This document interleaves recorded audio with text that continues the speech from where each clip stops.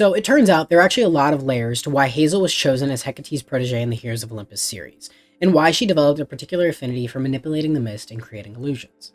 So this video is going to go into why Hazel is the ideal mist bender, but we're also going to suggest that one other member of the Seven might actually be able to master such a skill as well as Hazel, if not better, but more on that in just a minute. When Hecate first approaches Hazel in House of Hades, she presents a crossroads and tells Hazel that she's going to come across a powerful sorceress that can only be defeated through magic. And throughout the rest of House of Hades, Hazel begins to understand how mist manipulation actually works. What she figures out is that she can't force someone to see the world her way, and she can't just create images to show the people that she's tricking. Instead, she needs to figure out what they want to see and how to show them their ideal version of the world around them.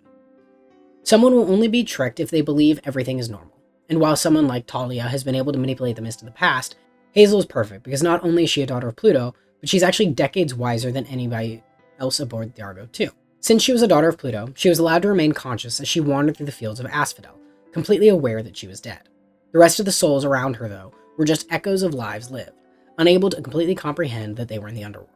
But Hazel herself even says that she was able to hear the whispers of regrets that each and every soul had. Every soul that wandered past her had lamentations about their mistakes, where they were yearning for a warped sense of what could have been, and she began to see just how powerful the lens of nostalgia actually is. Nostalgia isn't much different from the mist, since it's not an actual representation of what happened. It's an idealized perspective on just what an individual person wanted their life to be. When the souls around her murmured about their past lives, they weren't articulating their lives as they were, but as they saw them and as they wanted them to be. This is the secret to mist bending, and we get to see Hazel first figure this out with the bandit Siron. She knows that he is going to kick Jason off the cliff and into the mouth of the turtle, and so she has to let it happen in order for Siron to believe the illusion. This means that she has to cry and scream, and that she has to make all of the alarm bells in the Argo 2 sound like they're blaring. And above all, she has to put on a performance that appeals to Siron's ego. He has to believe that he has won, and only by bringing Siron's own desires to the surface is Hazel able to manipulate the mist and finally tap into illusion magic. Other characters can manipulate the mist, and we know that the children of Hecate have a particular affinity for it. Not only did Hecate once have a school of magic where she once tutored young sorcerers, but instead of magic, Alabaster is able to create an entire false life by puppeteering a father and projecting a sense of normalcy into the world around him. The current canon status of Son of Magic is up in the air since it wasn't written by Rick Riordan, but rather his son Haley. But since it was included in the Demigod Diaries and we don't have a clear look at other children of Hecate, we're going to be using it as a reference since it was approved by Rick and is still the best source that we have right now. Alabaster gets Dr. Claymore to be drawn in by the power of the mist. But the reason why Dr. Claymore is tricked by Alabaster's fake father is because he believes a child of Alabaster's age should have a father with him. This is the preconceived reality that Dr. Claymore already has in mind, so by showing him this vision, Alabaster is able to get away with the illusion. Pluto is not just the god of the dead or the king of wealth, but he is an avatar of desire. He embodies everything that people want from life, not just in terms of riches, but in terms of the lives that mortals want to live.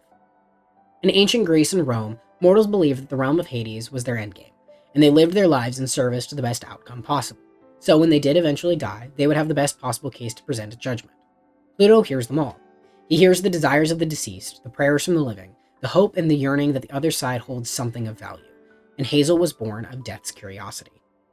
She knows yearning better than anyone, and has spent 70 years learning the power of nostalgia and what it can do to vision. Her ability to read people and what they want is intrinsically better than anyone else because of how long she spent among the spirits of the dead, restless and regretful. But there is one other member of the Seven that we think could potentially rival her. If we're looking at someone who can read people better than anyone on an emotional level, there's almost no one who understands desire better than Piper, and Piper even references this very same idea. As a daughter of Aphrodite, she is much more emotionally attuned to the needs of others, and this is on full display when she and Annabeth are traversing the cavern of Phobos and Deimos in the Blood of Olympus. Phobos and Deimos are the embodiments of fear, and Annabeth immediately realizes that they need to escape, but Piper understands how to escape. This is not a logical solution. It has to be solved emotionally through intuition rather than reason. The first thing Piper does is to cut their escape rope, and this immediately throws Annabeth off kilter because it was the single most illogical decision that Piper could have made, but Piper is right. She has to run off of emotion, and if Piper hadn't been there, Annabeth's analytical mind would have gotten her killed.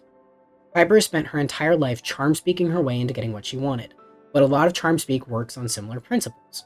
With Piper, we learn that once someone is aware of Charmspeak, they're able to raise their guard and become more resistant. And we see routinely that people with strong ambitions or objectives are usually more resistant to the ability as well, and this falls in line with mistbending.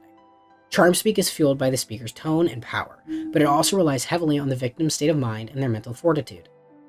By giving someone what they already want, it's theoretically possible that charm speak is more powerful when talking someone into doing something that they already want to do. In the House of Hades, Piper even directly makes the same connection, remarking that what Hazel is describing is eerily similar to how charm speak works. If Piper can learn to tap into someone's innermost desires, then she can manipulate them the very same way, by bending what someone already wants into reality. If Piper ever took up magic, it makes sense that she would be incredibly powerful when it comes to mist manipulation. And luckily for us, we do know that the two go hand in hand thanks to Circe. As we learn more about Circe's island, we learn that mist manipulation and charm speak are often practiced together by gifted sorceresses to the point that someone like Circe can use both. So they are both cut from the same cloth. We know that Piper's charm speak is inherent to her bloodline as a daughter of Aphrodite, but the fact that Circe can do it, as well as the fact that Hecate once had a school that was open to mortals and demigods alike, implies that it can be taught and learned. This means that if they wanted, Hazel could begin studying charm speak and Piper could practice mistbending, and since they are both rooted in the same ability to tap into someone's desires, they would both be incredibly gifted with both abilities.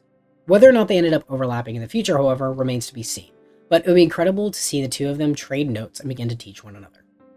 We already know that Piper is taking up swordsmanship and has improved significantly since the first time we met her.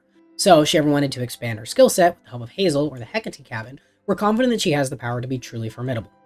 The same goes for Hazel as well. As one of the most powerful demigods in the modern age, her affinity for magic might only just be the beginning. But that's our analysis on why Hazel is the perfect mistbender, and why Piper might be able to learn the skill as well. But let us know what you think. Would you like to see them trade notes and teach each other different magic powers? And if they each learned both, who would be more dangerous in the long run? As always, we love this series, we love talking about this series, so be sure to join in on the conversation below, and we'll see you in the next one.